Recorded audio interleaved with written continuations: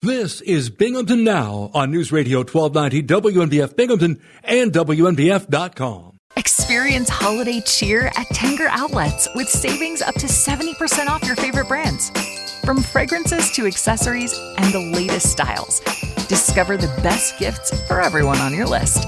Save big at Nike Factory Store, Michael Kors, Under Armour, Coach, Polo Ralph Lauren, Kate Spade New York, and so many more. Unwrap the best at Tanger Outlets. Hundreds of brands, endless gifting options. Plan your trip at Tanger.com. Monday Morning Live. Today is December 9th, 2024. Let the fun begin as I, Bob Joseph, officially open up the hotlines. 607-772-1290. That's your number. Go ahead. Make that call. WNBF. Top of the morning to you. And I am sure you have so much you need to talk about. And we will take as many calls as seems appropriate. If it seems appropriate to take 0 calls, I'll do that. If it seems appropriate to take many, many calls, I may do that too. That's the beauty of live radio. We never really know what to expect. Anyway, we're here till noon at your service. WNBF is here at your service. So go ahead if you have some things that you think need to be discussed by yourself and all the other people, the loyal Binghamton Now listeners. Go ahead, give us a call. All right, good morning. You're caller number 1. Congratulations. What's your first name? Where are you calling from? Beverly, number 2, from the town of Dickinson.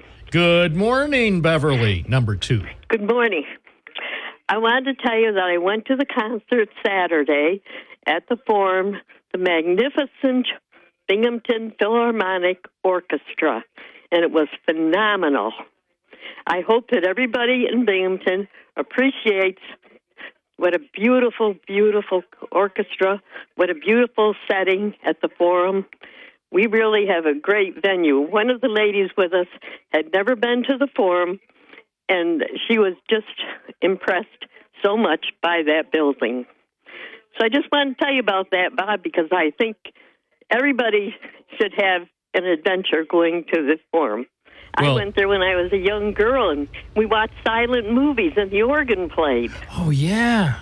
Yeah. That's, I've only been to, I don't know if it's just 1 or 2 of those shows with the organ, and boy, that's a lot of fun. That's a throwback to the good old days. I know. Back then, of course, it wasn't as big as it is now.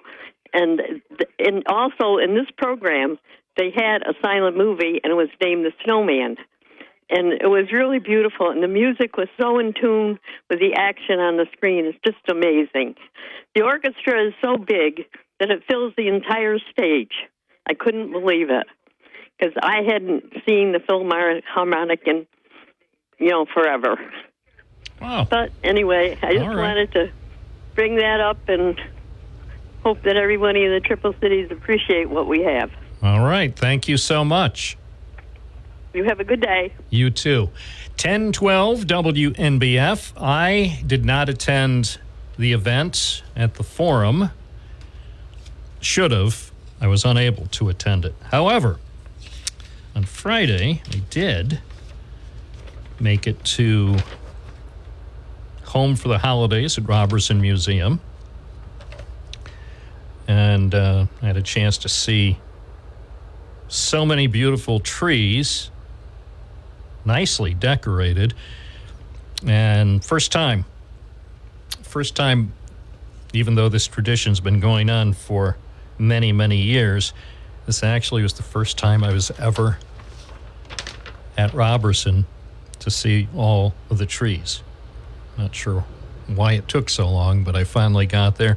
I have to admit, I saw most of the trees, but so I take a closer look at the layout. There were definitely some trees that I missed, but I commend everybody who decorated the trees and the rest. of the Robertson complex.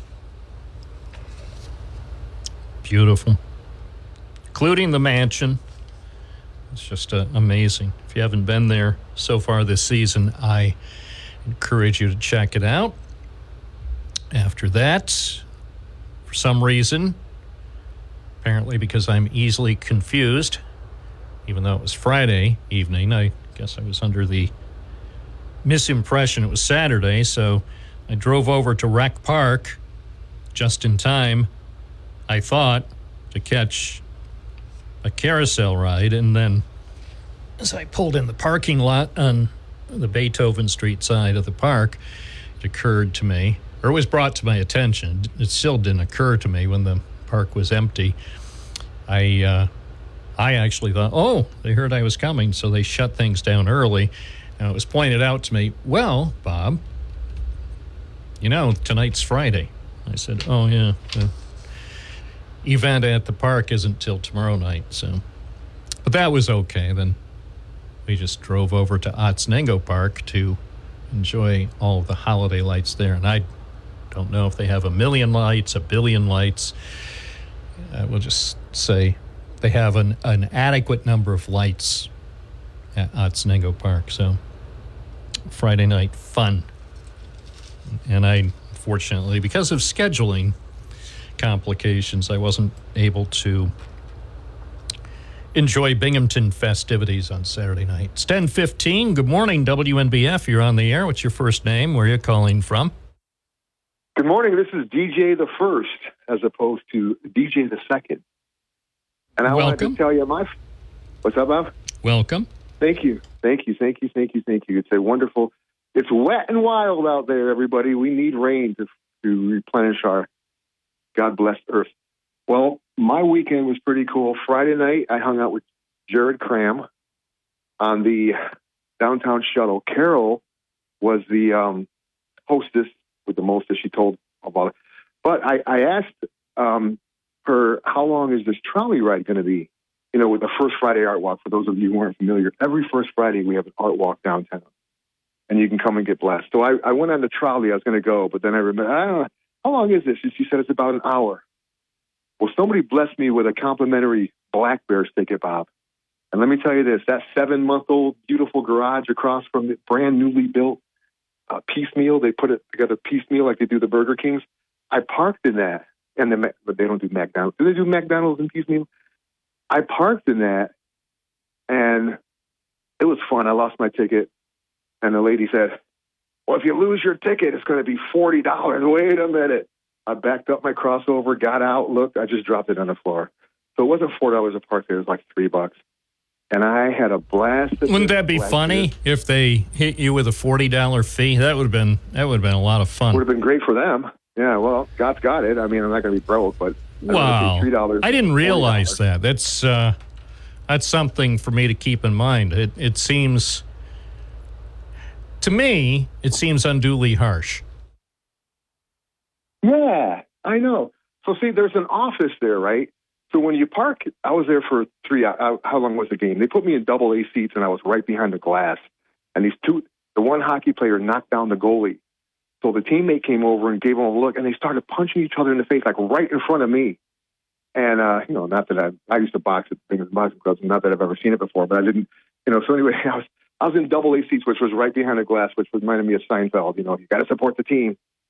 But yeah, there's a lady in the office there. So when you go and you're finished parking and you pay your ticket, it's $3 or however, it's $2 for the first hour, and they might have charged me $5, I don't know. But it's not to punish you, it's just to keep order because it's to punish you, and also it's two things. It's a two-pronged approach. First, it's to punish you for losing your ticket. Second, it's to teach you a bitter lesson so you never lose your ticket again. Well, the ticket was in my hand. I just dropped it inside my crossover, and I backed up and I found it. And again, I'm not saying most people wouldn't gladly pay a $40 fee because they misplaced or lost their parking ticket. Most people would be happy to pay $40 to the city for just the privilege of enjoying downtown Binghamton. But I personally, my theory about downtown Binghamton is the city ought to be doing more to make downtown user-friendly instead of doing stuff like that where there are three things here. Now I have a list of three things about parking. All right. And you added this one, a $40 fee if you happen to misplace or lose your parking ticket. Another thing is they have a parking kiosk here on State Street near WNBF Radio that hasn't worked in months, and they have no sign on it. So I see, on an average day, I see several people. Since this thing has been on the fritz, which has been months now, I've seen several people go up to it, including some people who live in Binghamton and a lot of people from out of town, and they push it because they come from towns where they have parking kiosks that work.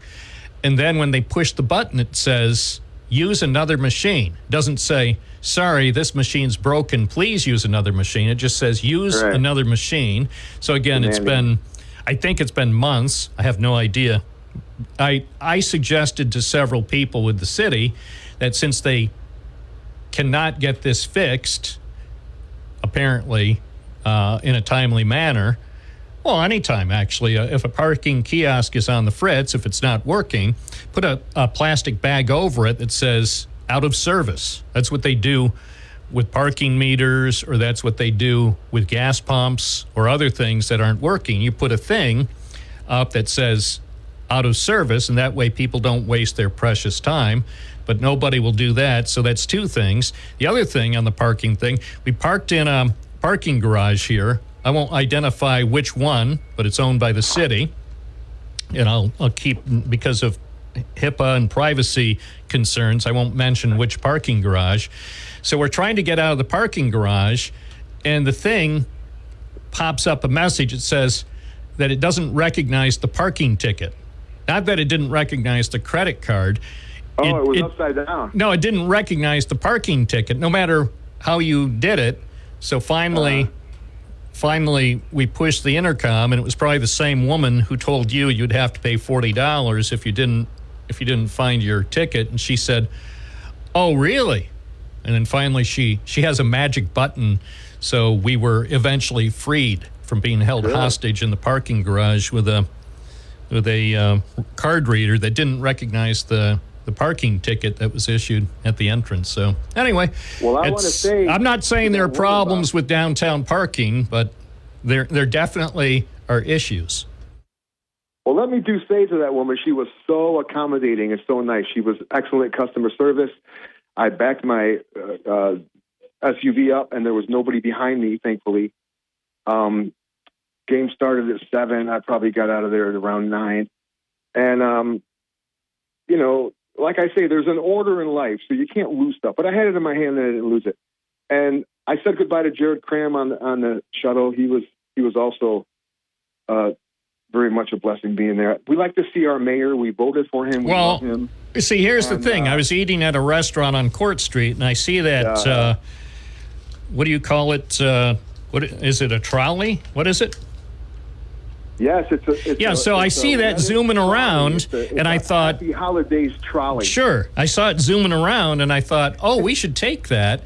And then I thought, oh, no, we should go over to Rec Park and see the non-existent carousel rides, because I got my nights confused, and then I wound up going over to Otsego to see the holiday lights. But I almost hopped on board the trolley. I would have if I'd known the mayor was on.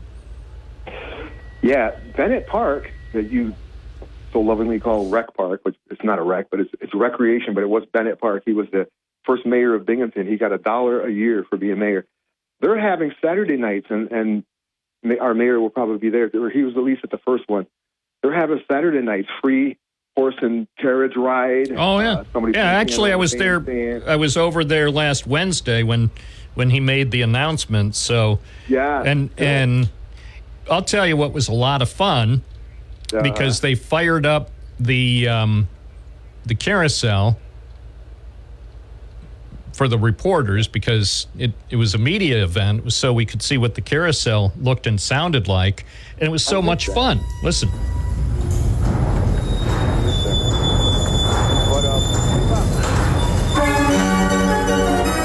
See? And then they played a Christmas song. There you go. But listen at the beginning there, because these carousels don't usually operate in the fall, so it started very slowly. At first, I thought, oh no, what if it doesn't go? But it had been tested out early, but listen how it slowly, because this is a carousel that's been there for 99 years.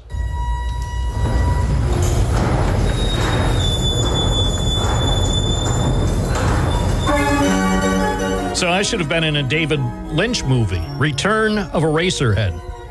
There you go. There you go. Hey, in the heavenly 70s, when I was a young whippersnapper, they used to have like a whole band in the middle of that carousel. Oh, by the way, our 7th grade art teacher had the maintenance men from the park or whoever carry them over to West Junior, and we painted those horses in 7th grade. Now they do it professionally. No, I didn't put my initials DJ on them. But anyway, they used to have like drums where the bass drum would bang boom, and then another drum would bang chat, like the snare drum. Do you remember that when Recreation Park had instruments in the middle of the carousel? No, I don't remember. They actually had people who were playing? The heavenly 70s. No, it was the 70s version of AI, but a real pedal hit. Oh, okay, yes. No, I remember that because they used to have that on some of the other carousels, say in West Endicott and in Endicott on the north side, I believe. And one other thing I want to comment on, I love Dr. Gupta. You know, I preached in India for 5 weeks. I actually had a service that had 1,400 people in it. There were a lot of Guptas because Prakash, I was hosted by a Dr. Prakash over in India. That's a name like Smith, and Gupta is like Jones over here in America. They're very common Indian names, Gupta and Prakash. And Dr. Gupta said something I've been telling people for years and years, as my mother would say, years and years. Touch not the wine while it's red. And your report, you commented on it also, and it may be on your WNBF, I don't know. But it's like taking fruit, Bob, and putting it on the counter, and it's there for 6 months, and it rots. And then you take the fruit and you dribble the juice into a glass and you drink that rotten fermented drink. That's what red wine is. Touch not the wine while it's red. It's nasty.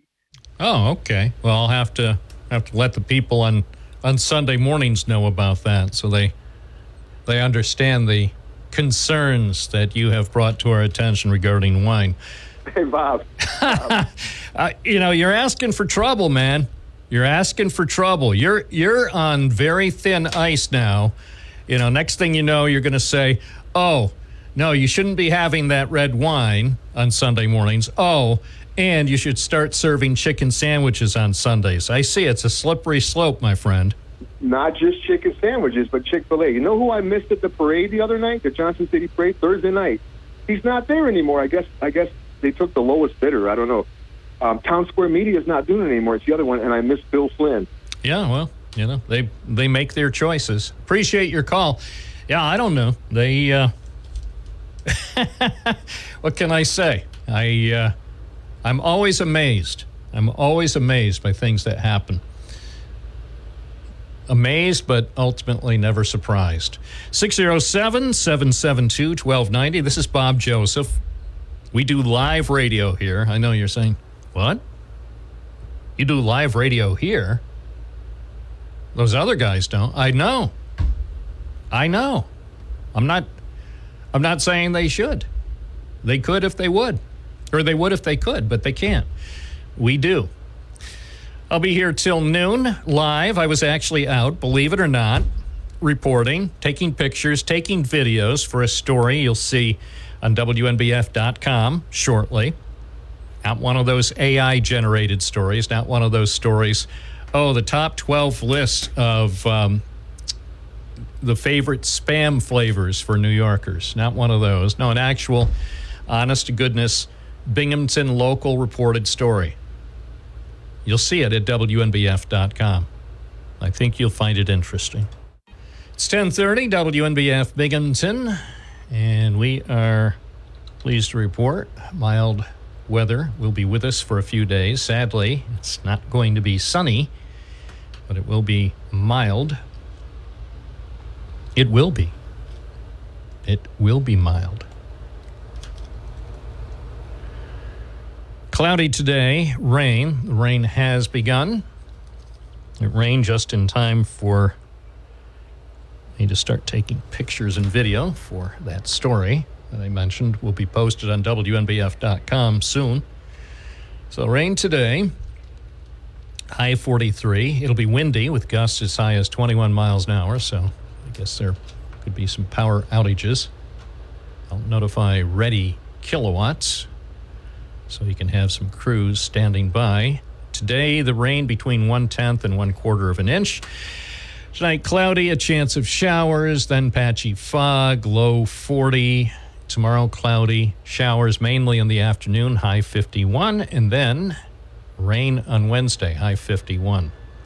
Right now in downtown Binghamton, officially 40. That is 4 Celsius here at WNBF. Air quality, for some reason, is not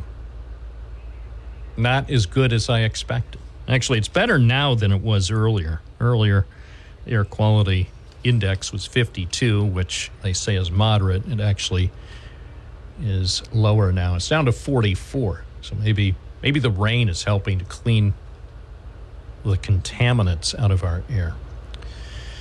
Here at News Radio, WNBF, WNBF.com. Here's something. I love these news stories. And they just put this out on Twitter. What channel is New York Rangers versus Chicago Blackhawks on today? And they have a story about it. Time, TV, and streaming. What channel is New York Rangers versus Chicago Blackhawks? All right. That's a good question. Speaking of sports, I can't believe nobody has called in. I thought our Mets fans would be all over this, but our Mets fans apparently are still sleeping. Maybe they went out last night to all the bars after the news broke about Juan Soto. But I have to say, and you know me, I love the Mets. If I had to choose a New York Major League Baseball team, there's only one I would choose since Buffalo doesn't have a team yet. So I would choose the Mets, of course. My all-time favorite team, of course, is some team that plays at Fenway in Boston, but I don't want to get people upset.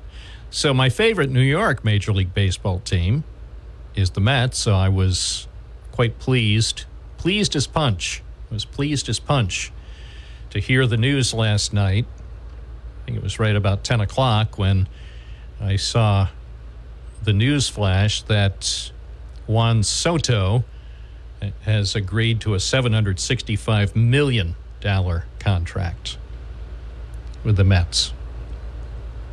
So congratulations to the Mets. Of course, when you go to the Mets games in Queens, starting in April, I'm sure the lowest ticket price will be about $700, but and the price for a Coke, a 4-ounce Coke, probably will be about $35, and a stadium hot dog in Queens probably next year will set you back about $60. Mustard, $70. So, but it's all worth it. If it means the Mets getting to the World Series in 2025, I say it's money well spent. So congratulations both to Juan Soto and to Steve Cohen, billionaire Steve Cohen. See, there's a billionaire who's actually making good things happen. Not all billionaires really want to make things better. Some, like Steve Cohen, he's working to give Mets fans a world championship. So we'll see how that works out. I saw, of course, as always, there are the nattering nabobs who are on Twitter. So within seconds of the news flash that Juan Soto is going to become a Met, within seconds, some Mets fans, or at least people posing as Mets fans on Twitter, were saying, yeah. And I know what, after about 2 or 3 years, he's going to get injured. So, well, there are nattering nabobs everywhere, especially on Twitter. So congratulations to the Mets. Let's go. Or as they say on Twitter, let's go Mets. Hi, WNBF. Good morning. You're on the air. What's your first name? Where are you calling from? It's Gary on the west side, Bob. Speaking of sports. Let's go Mets. Let's go Mets. You know, Bob, I'm a very, what could I say? Just a down and out Giant fan, right? This has been a tough year for us, but I would like to say that I'm sure you didn't watch the Giant game last night, yesterday afternoon. But as I was watching it, the announcer made a reference to a family, and I wish I could remember the name of the family, and I can't remember the name. I know it was an Italian name. And they mentioned that they, because it was a very depressing game, and it was not looking good for the Giants, and the announcer said something along the effects of, and the such and such family that lives in Binghamton, New York, I'm sure that living room is not very happy right now. I know they're big Giant fans, and they love their football in Binghamton, but they can't be too happy. Huh. I wonder... You're right. You're right. I missed the game. But yeah. So I'm going to ask our listeners, because I'm sure some of our listeners caught that specific reference. Now I'm curious. Yep. Yeah. You're sure it wasn't the Joseph family? And I'm sure the Joseph family in Binghamton, New York, is sitting there watching the game because they're such Giant fans. He didn't say Joseph, did he? No. Okay. He did not say Joseph. It was, it was an Italian name. Bob, you know, football is such a funny game. You look at the Giants, right? They go to try to tie it at the end of the game. And this guy jumps over. This guy's like 300-something pounds. He jumps over a lineman, lands on his feet. He's falling backwards, but he has his hands in the air. And it hits the football and blocks the field goal. So it doesn't get there. And then you look at Kansas City Chiefs, who last night they played, and they go to kick a field goal with the third-string kicker, and he boinks it off the goalpost, and it's good. You know, football and life is funny sometimes, isn't it, Bob? Yeah, it's been especially funny since they legalized sports betting. Boy, I don't know about That's all I'm going to say for now, because I don't want anybody from the big gambling companies or the NFL corporation calling their attorneys. All I'm saying is football and other major league sports have always been kind of curious sometimes, the way things turn out. But I have to say, since sports betting has been legalized in New York and in many other states, I'm just saying a cynic might be asking questions. Fortunately, I'm not cynical.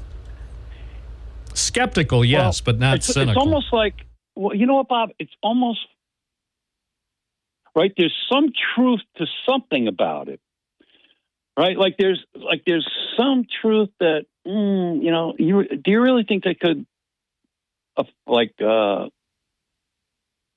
score of a game? Only if money's involved. Yeah, but I don't think one player can do that. No, not necessarily one player. I'm saying potentially many players or teams. And I can't say what else I'm thinking, because then I'd really be in trouble.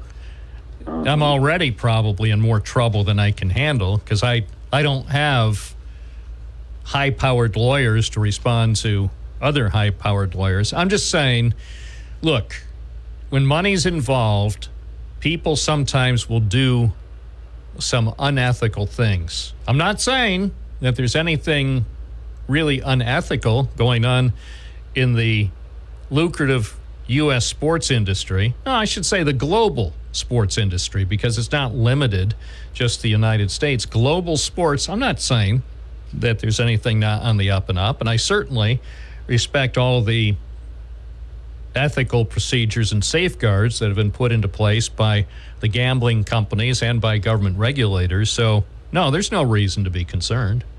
Have you ever bet on a game? No, I don't bet. Not once. Not once. I mean, I have. I'm not a bettor either, but I have bet. In my life, I'm trying to remember. Here's a shock. Well, here's a shock, but I lost all my bets. So I'm trying to remember let's put it this way. I am not recalling placing a bet on any game, but I have to say that's probably because of my advanced age. I would think at a couple of junctures in my life. Oh, I know. One time they had a football pool somewhere. So that constitutes a bet. I mean, somebody... That don't count. I'm talking, on the outcome of a game? Out to your buddy's place out there in Tioga. No. Which he doesn't come on anymore either, huh? Who? The owner of Tioga Downs? Jeff Garral? Right? Well, he doesn't come on because he hasn't been asked to come on. I mean, what I'll say about Jeffrey Garral is every time that I've invited him on, unless he's been, say, on a vacation out of the country. In fact, I think one time he was on by phone, of course, when he was out of the country on vacation. So, no, Jeffrey Garral has a very good record of responding to requests. So he's and here's the odd thing: as many times as Jeff Garral has been on the program over the years, talking about Tioga Downs, and even whenever that was a year or two ago when they used a short clip of an interview they did with him on 60 Minutes. I mean, he came on to talk about that. Now, he's been surprisingly accessible. And I'm not, you know what, just to prove a point, I mean, I could probably come on? Yeah, I might. Only not because I have anything special, but yeah, I'm sure it's probably been over a year. And he helps veterans. He does. He does good things. He doesn't keep his money and go, look at all. Oh no, no. He's and I'm impressed with people. When people who do good things for people in need, I'm very impressed. And Jeff Garral has consistently impressed me since he started Tioga Downs. And so he tries to improve the community. I think that's been basically part of his business model. And it is a business model. I mean, they have special events where they talk about some of the things they do to help the community. So they get some publicity out of it, but it's also showing and maybe, I think, setting a decent example for some other businesses that might be able to do similar things. So, but yeah, maybe like a House of Sports. No, are you intentionally trying to get me in as much trouble? No. You didn't have to comment. You just went on and said, Gary, I didn't hear that last. No, yeah, I can feign ignorance. Yeah, I'm going deaf in my left and right ears. I didn't make out. I'm going to have one of those cochlear implants so I can start to hear the calls again. But the bottom line is, no, I think most people do what they can. If they, especially those who know they've been, shall we say, more fortunate than most, I think most people are trying to do what they can. Now, some people, instead of doing what they can, they decide to buy Twitter. But, most people don't buy Twitter and try to wreck it. Most people who have a lot of money actually try to use that money to help people in need. Yeah. Hey, Bob, you know Mount Rushmore, correct? I've heard of it. I've never been there. I've never been there either. But I heard also, and I've never been to this one I'm about to tell you about. Have you heard about the Crazy Horse Monument that they're building out there? No. Very close to, you haven't heard about this? No. Is that Neil Young's people? No, but he did sing about him, I guess, or he named his band. His band. But so here's the story there. And I believe they started this, you can check this. I believe they started building this monument in 1944. Okay, and I believe that they're at least another half century away from finishing it. Okay, and it's I don't know how many times bigger than Mount Rushmore, but it's enormous. It's an enormous undertaking. And it's of Crazy Horse. He's on a horse and he's pointing out ahead, and they are making a monument. Now, there is no federal money that is in this at all. It is all privately funded. And it's been going on for many years. Now, one of the things, too, about that they questions about this is they're making a Crazy Horse monument, but nobody knows what Crazy Horse looked like because there was never a picture of him, ever. Never a picture. He did not want his picture taken. He felt back in the day that if someone took your picture, they also took your soul. Now, how about that for new technology? Well, I've heard, not specifically about Crazy Horse, but I've heard that there are people, perhaps Native Americans and others, who definitely believe that. And that's and now nobody, to the best of my knowledge, nobody whoever has been featured in one of my pictures has that belief. I mean, look, I take, over the course of a month, I take hundreds of pictures. Some are at actual news scenes, some are features, some are out in the park, whatever. And inevitably, some people, if they're out in public, wind up having their picture taken by me. And I would be very, very sad if I inadvertently snapped a picture of someone who has that belief and felt by just a random photo out in public that somehow I took away part of their soul. But nobody has ever. Well, but that's 100 years since since they started photography. But way back when Crazy Horse was alive, this was new technology, right? Yeah. And you didn't really know, but I guess So that's. Yeah. I'm looking at this Crazy Horse Memorial. It's under construction on privately held land in the Black Hills in Custer County, South Dakota. I had no idea. And now it's beautiful. Well, I'm going to take a look. I mean, I'm looking at the Wikipedia entries right now. Yeah. At least someone has had the foresight. And I believe, it came from the Indians themselves, and I forget the story, but there was one Indian who they asked, should we do this in honor of Crazy Horse? Because he didn't like his picture taken. He didn't want any paintings of him or anything like that.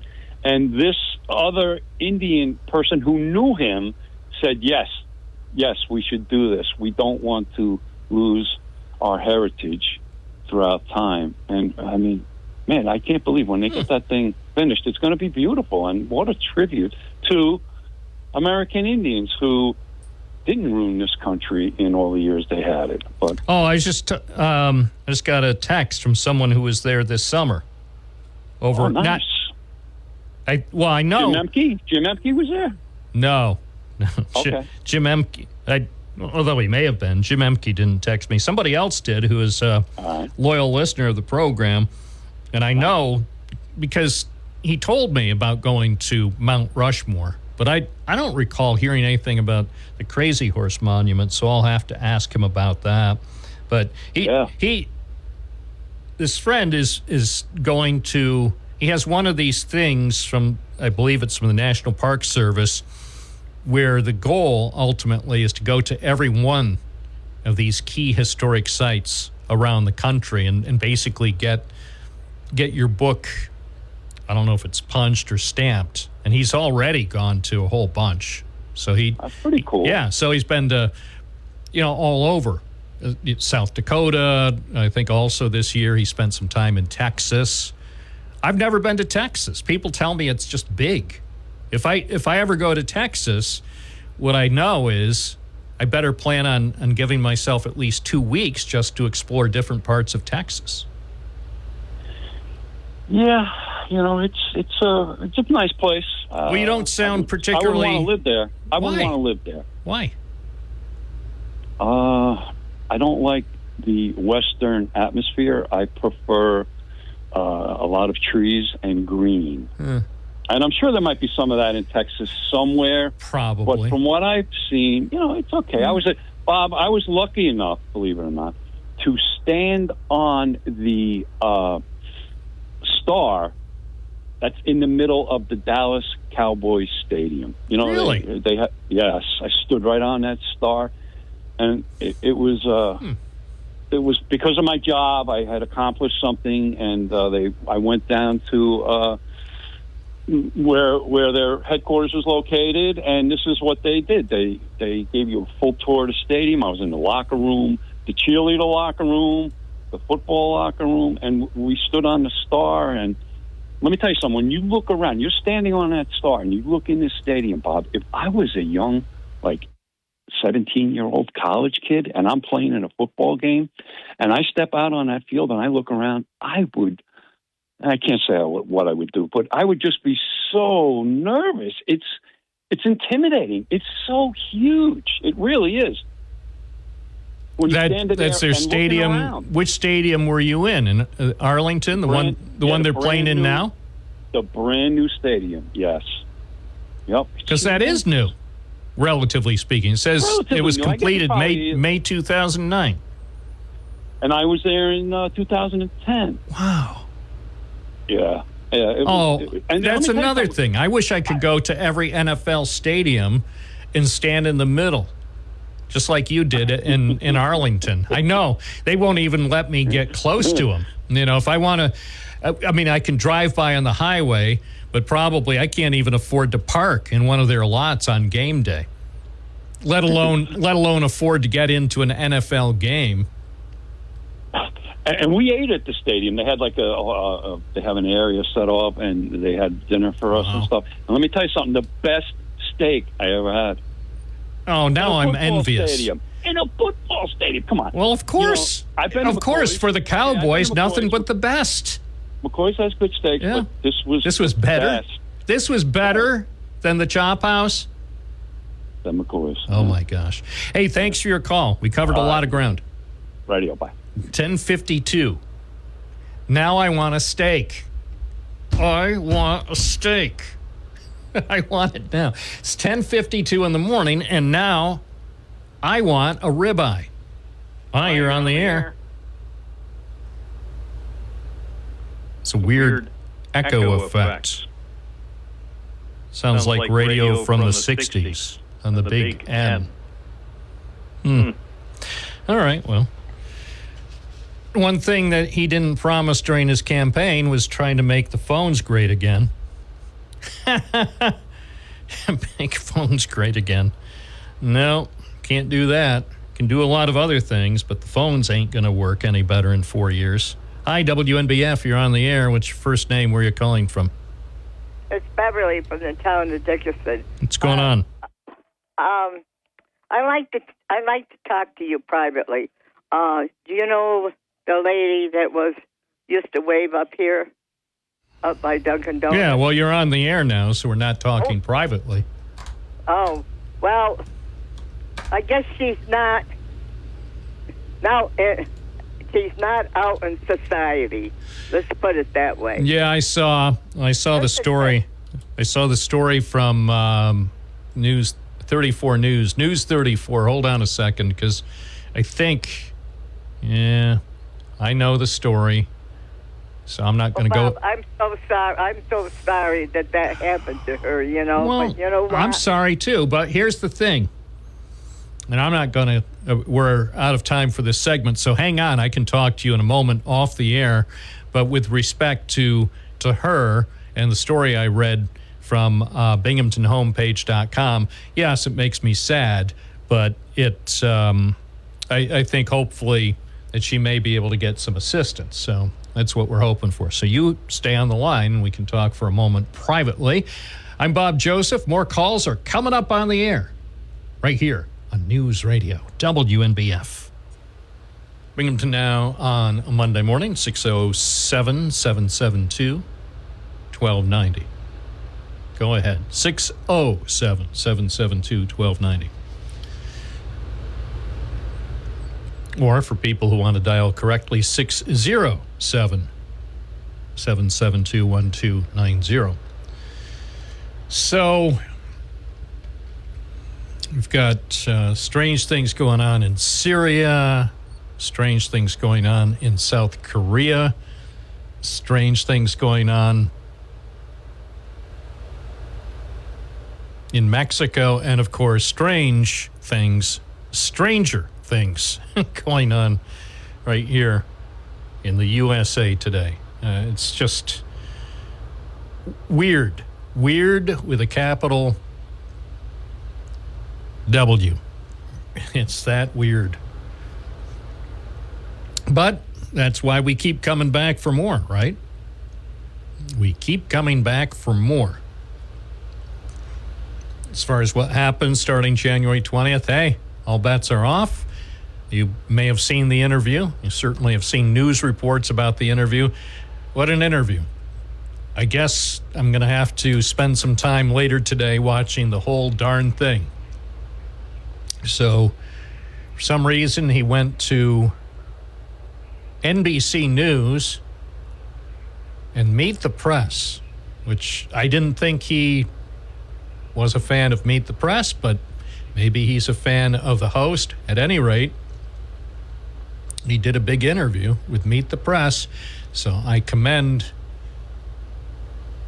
the president-elect and the host of Meet the Press for helping getting a few things on the record. So in case there are trials going forward, which I'm not saying there's going to be any trial.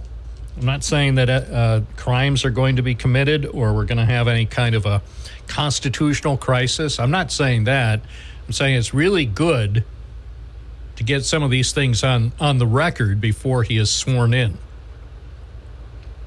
So remember, the interview that was televised by NBC News on Sunday, they're keeping a tape of that. They're keeping the tape in a really safe place in case it's needed in the future. Because based on what I have read, a lot of things were said during that interview that could wind up being of interest in the future. So I hope NBC News doesn't accidentally erase their tape of the interview. I mean, I'm looking at random quotes from different stories because they covered a lot of ground, and it is great. I'll be the first person to praise President-elect Donald John Trump Sr. for taking the time out of his busy schedule to do a sit-down interview with NBC News, part of the traditional media. I didn't see that coming. I didn't have Meet the Press on my bingo card. So I think that's a win-win. You don't have to like the topics they covered. You don't have to like some of the things that were said in response to the questions. But you just have to like the fact that the president-elect actually did an interview like that. Wouldn't it be nice to see an interview like that with Joe Biden? When's the last time Joe Biden did an interview like that? That's who they should have on Meet the Press next week. Have her interview Joe Biden in the same format and see how that goes. They could call it equal time. Meet the Press, equal time. And she could interview at the same spot, and I don't even know where they taped the interview. But set it up, the same spot, the same chairs, everything, the same cameras, the same crew, everything. And see how Joe Biden does in that format. I would watch that. It's 11:14 at WNBF. Good morning. You're on the air. What's your first name? Where are you calling from? Tom from Susquehanna. How you doing, Bob? Never better. Hey, what happened this morning? You weren't on the first hour. Well, that's because I worked from 6 to 9 because Don Morgan had the morning off. What I needed to do, two things. Most importantly, there was a story I had to go out and cover, even though it was raining. Yeah. So as soon as I wrapped up at 9 o'clock here at the most magnificent broadcast studio in Binghamton, then I went out to report on a story and take pictures and video, despite the rain. Wow. And I'm afraid my I hope my camera didn't get damaged by all the rain, but, if it did, so what? It's only $1,000. Yeah, I know. So I was out this morning, too. It's coming down. Yeah, I'll go get another one. Anyway, so, bottom line was, so today we have just a 2-hour talk show, but I just needed to go out and do some reporting between 9 and 10. Well, I thought for sure that you might have been off because you were off last week. I says, what the heck is going on? All right, listen, I'm just going to call about Dan Bongino. Do you have any news? Is he going to be with the Secret Service? Oh, I hope so. Yeah, I know. But can't you find out a little bit? I mean, he is on your station. No. He's got to be telling people. He's not telling. He's very secretive. He is very, very secretive. Who he is, or the station? No, Dan Bongino. No, the station is an open book. But Bongino, try to get a straight answer out of him. I wouldn't count on it. Why do you think he used to work for the Secret Service? Because he likes to keep secrets. Why do you think they're going to make him the director of the Secret Service? Because he loves secrets. That's the whole point. He could lose his opportunity if he just say, Tom, if he blabs to me and says confidentially, Bob in Binghamton, between you and me, I got the job. They're just not going to announce it till January 20th, but I got it. But you can't tell anybody. Now, even if I managed to keep a secret, which I would, by the way, I'm good at keeping secrets. If somebody tells me something that's supposed to be off the record, I respect that. So he could, and basically, if he's listening, this is an open invitation for him to call me at noon to talk to me off the record, because he can tell me anything he wants. If it's off the record, I won't go out and blab it, because here's the thing. When he becomes Secret Service director, he's going to need a media boy. And I would like to be considered to run his press office. I would love to run the Secret Service press office. I think I could do a good job at that. Well, if you become the press secretary, I'm sure you're going to have influence. I'm going to have to be watching out for drones flying over my house. Yeah, I've already been doing some of those test missions over New Jersey. I've been doing some of those in that neighborhood over New Jersey, and people are flipping out. Yeah. Well, you can't shoot them down either. No, I saw a video of a guy. He thought he was cute, and I can't remember what state it was in. I think it was somewhere in the South, maybe Alabama.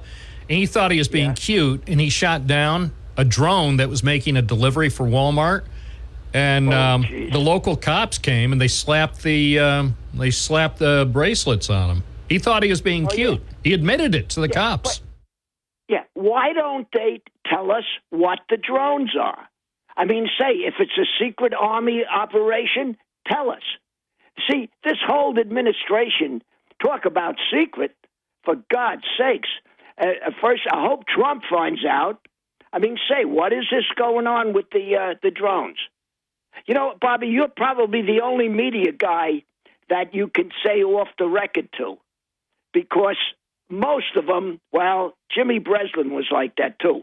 But I mean, most of them, this is why the cops and all the people don't want to talk to the media, because you'll start to talk to them, say, listen, I got an idea, but, off the record, and they would do it. Now, you say I don't know, now I'm not involved or anything, but years ago they used to tell us, don't say anything because it comes out wrong. Because the media, they're trying to, instead of just telling the truth and telling the story, they try to propel their careers. That's the whole name of the game. Really? You think that? Wait, you think that's what it's about? Yes. No. Why? What do you think it's about? It's about getting the information out to people. It has nothing to do with their careers. It has everything to do with informing the American people. Yeah, but they're not interested about informing the American people, because they'll take a hearsay thing. You'll tell it, and it's been changed. You don't even recognize the story when it comes out because they add their twist to it. If you say something here or you say something there, I could give you examples, but I don't want to. They put their twist on it. One person can look at something and see something. The other person look at it and say, "Oh, wait a minute, that's not the way it should be." And that's what the problem is with the media. Hey, I just thought of something. This is the first time that I've spoken with you since the thing happened there with that guy who got shot in Manhattan over on West 54th. So I want your opinion because you're former NYPD. Yeah. I want to know what your opinion is about this. Not about what happened to the guy, but your opinion about how NYPD is handling this investigation, at least with the stuff that they're putting out publicly. What's your take on it as a former NYPD cop? Well, what I would say is this. This thing is very strange, Bobby. The way he come down, he either is very good or he is the luckiest guy I've ever seen in my life. I mean, first of all, that gun that he had, there's been so much talk about it. Now they're saying it is one of those guns that they put it to a... to kill pigs. The vet guns. It's one of those pig-killing guns. Yeah, but that's not what it is. Because he actually had he had a silencer on it. Well, they have the silencer on it. Yeah, but they don't want to most disturb people, all the animals. Yeah, but here's my question. I mean, what? Man, I could talk to you for hours about this case, but I'm just one question. Why the heck is this guy, regardless of the motive, and there could be a billion potential motives, but I mean, look, there are cameras everywhere. Why would he even have a silencer on his gun? Why would he care? Because this guy here, you'll find there's a lot of paradoxes here. I mean, first of all, why would he make a shot from the back there and kill him? I mean, I've been shot and I survived. This guy here shooting him in the back, that's not the way. If he wanted to make a statement, they would do it like the old mob used to do. Up behind him, boom, boom, right in the back and keep walking. Well, that's why it doesn't look... Say what you want about what happened. This definitely doesn't look like it was done by a pro. No. Well, it's done by somebody that knows exactly what he seems to be doing here. But I can't understand as why they don't have him already if they've got all this stuff out there. See, there's... I'll go out on a limb and say they may not even get this guy. That's what I'm thinking. And I'm also thinking, and this is not for broadcast, just between you and me, I'm also thinking there are some people, whether it's rank and file or top to bottom at NYPD, that don't want to find the guy. No. No, hear me out. Hear me out. What? So who provides health care to NYPD now? Who does the insurance? I have Blue Cross, Blue Shield. You don't have that company. What? You don't have the company. I'm not going to name the company because of HIPAA. I want to protect their privacy. But the company that this guy, the one who was apparently targeted last week, that company doesn't have anything to do with the current NYPD health insurance? I don't know. I don't even know what company he has. I'm just saying. I get the impression, and look, they have technology. I mean, let me just point out to you again, off the record, I can walk down the street. They won't let me in, but I know exactly where their intelligence center is. It's in the old fire station here on State Street. It's 2 blocks from where I'm standing, and they have enough law enforcement brain power in that room. I'm telling you, to find that guy right now. They have access in that room. Tommy, in that room, they have access to plate readers, cameras, and not just in Binghamton. I mean, they're tied into the, the network, the plate reader network. I mean, that company has everything. So here's the thing. If any law enforcement agency in the country wants to find this guy, they could probably find him in about 10 minutes because facial recognition, he has to be in a database. Yeah.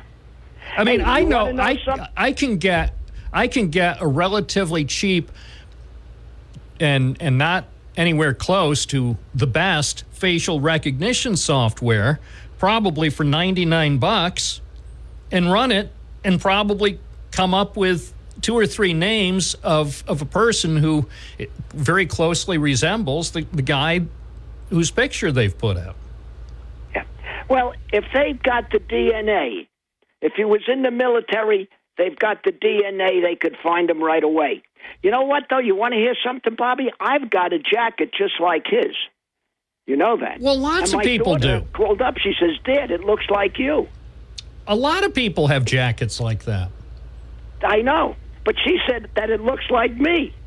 I says, what, are you crazy? She says, yeah. I mean, there's something strange here, and I'd like to see him caught. I mean, you can't be shooting down people. No, you can't shoot. No, you can't shoot down people anywhere. Remember, there's that one guy who claimed he could shoot someone on Fifth Avenue and people would still adore him, but he wasn't serious. Don't you understand, Bobby? Let's not turn this into Trump. I didn't say anything about Trump. I didn't say anything about that moron Biden, right? I said nothing about Biden.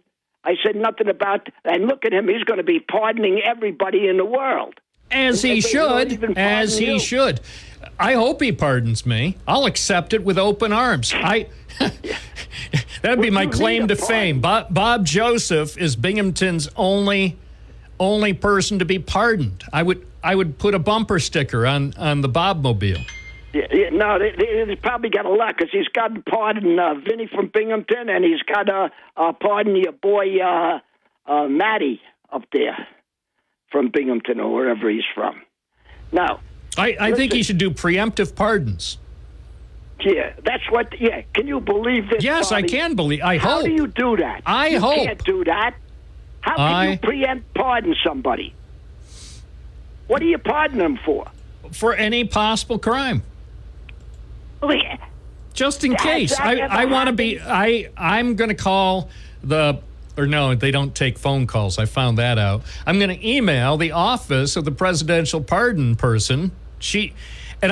I saw she looks like someone who would be receptive. If I put in a request to the woman who runs the pardon office, I bet she would kick it up to at least to Dr. Jill, and they would listen to a couple tapes of the show and say, like just random tapes, and say, from earlier this year, and I say, yeah, he deserves a pardon. Yeah. Who, right? Me. Not you. You don't need a pardon. You're NYPD. No. You served honorably. I'm saying I'm in big trouble starting January 20th because they're going to come after me. They're going to haul me out of the studio because they don't like some of the things I may have said over the last decade. You see what I'm saying? Oh, yeah. That's what I'm saying. Oh, yeah. I'm in trouble. Oh, no. I can agree with that. If Trump has a... Is the caller there? What's going on? Hello? Well, I guess we lost him.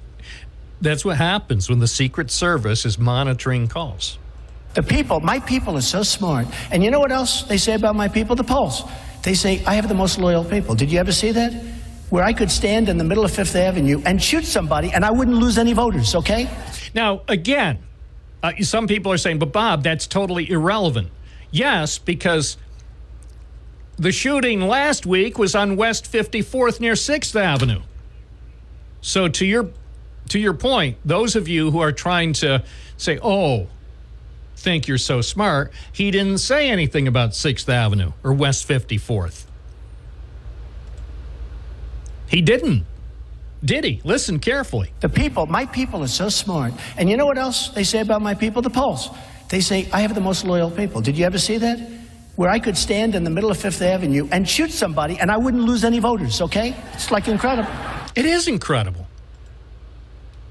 It's incredible. It's almost shocking. Am I right, people? Almost shocking, but not too Shocking. Almost. It's 11:29 at WNBF. Morning, you're on the air. What's your first name? Where are you calling from? Telling you, the phones.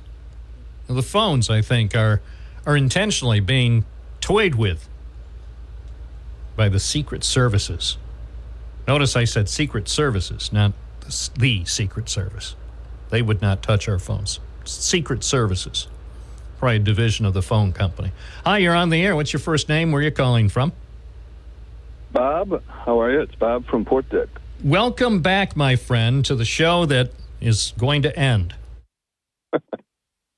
Well, it'll be back tomorrow, so don't worry. That's true. It's going to end in 30 minutes, but you're right. Back tomorrow from 9 to noon for 3 thought-provoking hours. It's so true. It's probably the best talk show in Binghamton on pay radio, I would say. There you go. Hey, I just wanted to follow up real quick with you and your audience on a little dust-up we had with the Amy Wax incident over at the college. For those of you who may have remembered that, we ended up doing an interview with a trustee from University of Penn that told us a lot about that activity. But since then, I understand you interviewed her. I didn't hear that, but I have some new light to shed on the whole thing. If you'll notice that the current nominee by President-elect Trump for the NIH is Dr. Bhattacharya. I think I'm pronouncing that right. He's a Stanford guy, and he's also an economist. Interesting, there was a long-form article in the Wall Street Journal this weekend interviewing him, and his priority is to get some of this woke nonsense out of research institutions that get some of the $25 billion in research grants from the NIH every year. And he talked about FIRE, the organization that oversees these kind of abuses, of which Amy Wax was cited in one of their reports, and they blasted UPenn for what they did to her. But it's interesting because, in essence, what that's going to mean is that these big universities that take these radical positions are now going to be scrutinized by the woke score that they generate, and they're going to be metered back on their research grant money if they continue to behave this way. So this could come back in a big way to bite UPenn, right? And University of Binghamton as well. I don't care which university you're talking about. They're about the money. The most important thing to the universities is the money, and that they get lots of positive articles. I mean, they go out of their way to get positive articles. They don't like negative articles, but they love the positive publicity. So there's two things there. And it just occurred to me, universities are just like Chuck Schumer. They like the money and they like positive publicity. So there, you could take a look, whether it's UPenn or BU or any university or SUNY Broome, they love the money and they love positive publicity. So in that sense, universities in America are very much like Charles Schumer. Well, you think about the research grants that probably the pharmacy school and the nursing school over here are going to be vying for, and then you look at their scores when it comes to the way they treated us on the radio show and the way they treated Professor Wax, and we'll see how that affects their bottom line. Well, the thing is, you're going to be dealing with a new BU president, so when she comes in, she's going to have a whole different perspective, a whole different worldview when she comes in. And some people would say, hey, the timing of the leadership change at BU is not coincidental. It's happening at this exact time that you-know-who is about to take office in Washington. So I'm just saying they can get a new, who knows, they might make Amy Wax the new president of BU. They've got a presidential search underway. Wouldn't that shock? Because the most important thing to the SUNY system, of course, is good publicity. No, even more important is money. So I guarantee that somebody in Albany at the SUNY Central, or even Governor Hochul, would say, you know what? As painful as this would be, we have an opening as of January 20th over in Vestal. So how about we make an offer to Amy Wax? In that way, we can guarantee, at least for the next 4 years, give her a 5-year contract that's irrevocable, and give her $1 million a year. This could be like a Juan Soto type contract, not quite as big, but 5 years and some performance bonuses, and say, Amy Wax, we want you to be president of BU starting January 20th, and I guarantee you the federal grant money will start flowing in. So that's probably the answer to their prayer. And she could teach one class a semester on educational ethics. And she could host the morning show on the Big H, WHRW. It'd be Amy and Bob in the morning. I'd take it. I would listen. All right, stay tuned. It's going to get interesting. Thanks, Bob. Amy and Bob in the morning. Binghamton University President Amy Wax. And that would get Binghamton University, not only would it ensure they'd get lots of grant money, but it would also ensure they'd get a lot of publicity, which is what they want. They want publicity. Spell their name right, give them positive publicity and lots of money. It's a win-win-win. You heard it here first. WNBF, the station that cares about Binghamton. You're listening to WNBF 92.1 FM, 1290 AM, streaming at WNBF.com. From Vestal, you're on the air. What are you doing back? I thought they got rid of you. So what did you think about the big interview? Trump was on TV with the NBC Meet the Press. He made some very intriguing promises. I don't care. I went down to Appalachian just now and got a stamp, and on the way back I heard Tommy. I like him, and you're doing the same thing you always do. He told you, don't bring Trump up. I didn't bring that moron Biden up, but you cannot help yourself. Oh, I want to talk Wait about a this. second. Wait one cotton picking second. My people are so smart. And you know what else they say about my people? The polls. They say, I have the most loyal people. Did you ever see that? Where I could stand in the middle of Fifth Avenue and shoot somebody and I wouldn't lose any voters, okay? It's like incredible. See, it's like incredible. Okay, let's go for Judge Janine, 119. You are so boring. I don't know why those people that own this station, unless you own this station partly or something, keep you on the air. You're like a comedian who's done the same damn routine for 15 years. It reminds me a lot of Saturday Night Live. Sickening, man. It's sort of like SNL. SNL used to be funny when they started, but not anymore. Get somebody interesting on here. I don't understand these people.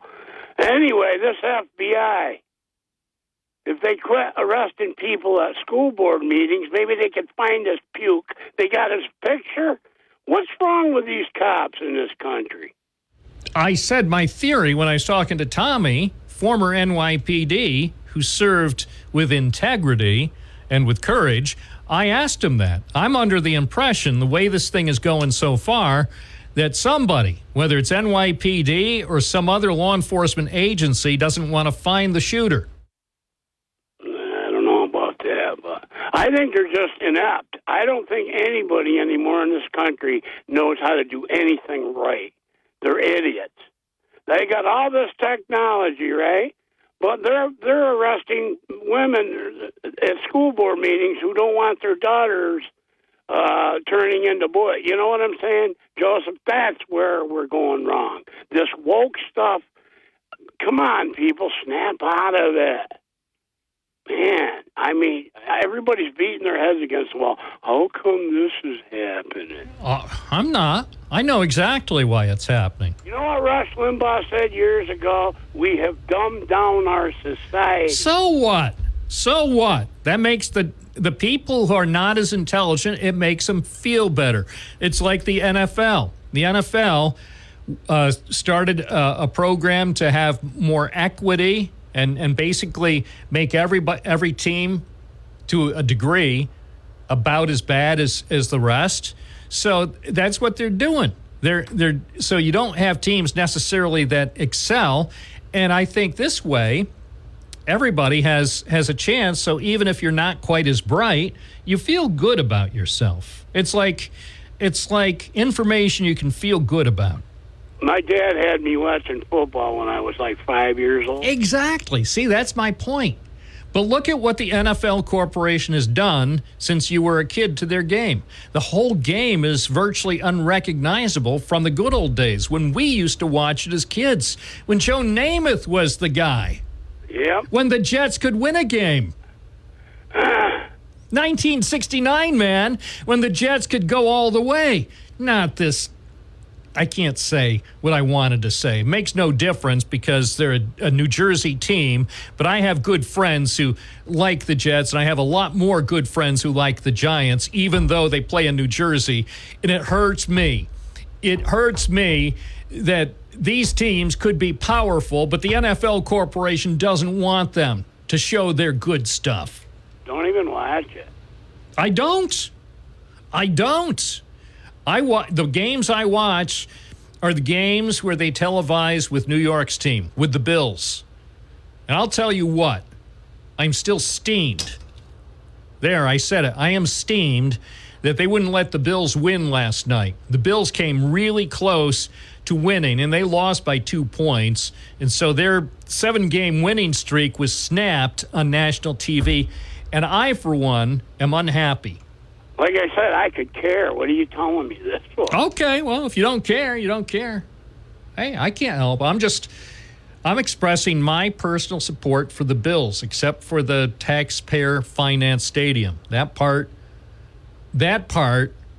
I have a problem with. I don't think one penny of tax money from people who live in Erie County, people who live in New York State, or people who live anywhere in the USA, not one penny in tax dollars should be expended on the new stadium.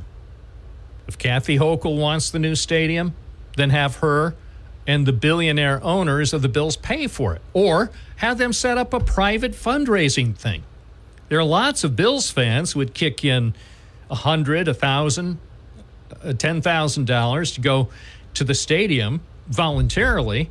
It should not be something that's financed at all through tax money. You got to draw the line somewhere. Am I right, people? And by the way, the Bills are going to the, I can't say the name of the game. They're going to the game in February. Trust me, mark my words. They're going to be in the game. They're going to win it all.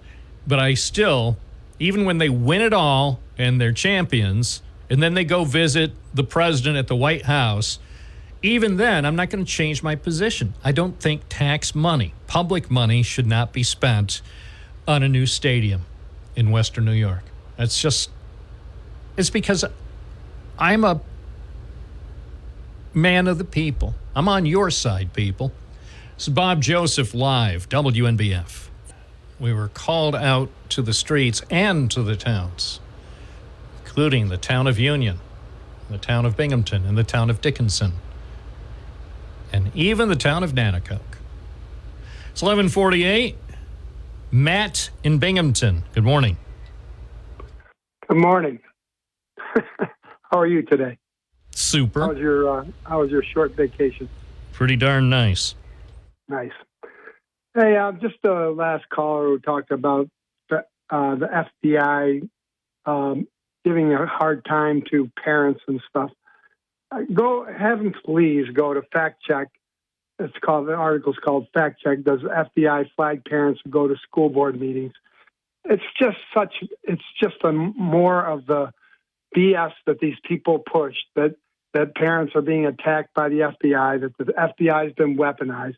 The FBI was brought in to protect parents who are being threatened by other school board members who are putting in these bogus claims about, there's never been a child that's gone to school and come home as a different sex. And the people who keep saying that happens, including the president said it himself during the campaign, President-elect, I should say, Donald J. Trump, so one of your listeners won't get upset that I didn't call him President-elect. Call him by his full name, Donald John Trump Sr. Is he a senior? Yeah. Doesn't he have a kid named Junior? Doesn't he have a son named Don? Oh, yeah, you're right. Yeah. Right. So President-elect Donald John Trump Sr., because I don't want to, confuse anybody. We're talking about the president-elect, not his son. Yeah, but it's just, I talk to people, well-educated people, and I talk to them, and it's amazing to me what little they know about what's really happening. I had a guy that didn't even know when I mentioned the women that were suffering as the consequences of overturning Roe versus Wade, where they have 5 or 6 week bans in some of these states where nobody can get any medical treatment after that. And what I was talking about was the unintended consequences of that many people in these states are dealing with, and women we know have died or nearly died from not being able to get proper medical attention because the doctors are so afraid to do anything that would get them arrested to serve their clients who are. So what we're talking about is women who desperately want to have a baby, are devastated by what happened. They come in miscarriaging, and they have to sit in their cars, and the hospitals in these draconian states won't see them until they get to a certain point where it can't be denied that they're not, that they're not performing an abortion. And so women have died because of that already. We know it. The stories have been told. They're continuing to be told. And this guy didn't even know what I was talking about. He thought, well, they're having an abortion. That's illegal in that state. No, this is people who had no intention of having an abortion, and they wanted to, just get medical care. And the real serious thing is people are dying, and the people that don't die, many of them can never have another child because they had to wait so long, and the procedures that they eventually had to have to save their lives destroyed their ability to have a baby going forward. So these are the kinds of lies that these people just believe because they don't really study anything that's going on outside their bubble or what the truth is. And this guy was a guy I went to high school with, got a college education, was did good in his career, and when I finally told him the other day when I saw him at the gym what I was talking about, he goes, "Oh my God, my wife had a miscarriage. She could have died." Well, and that's the thing. People need to do more of their own research and not listen to all the stuff you hear, because some of the stuff you hear is actually wrong. I appreciate your call. Thank you. Yeah, do your research, folks. Just because somebody says something on the radio or TV doesn't mean it's right. Maybe it is right, but do more research to find out the facts so you can understand before things go straight down the tubes.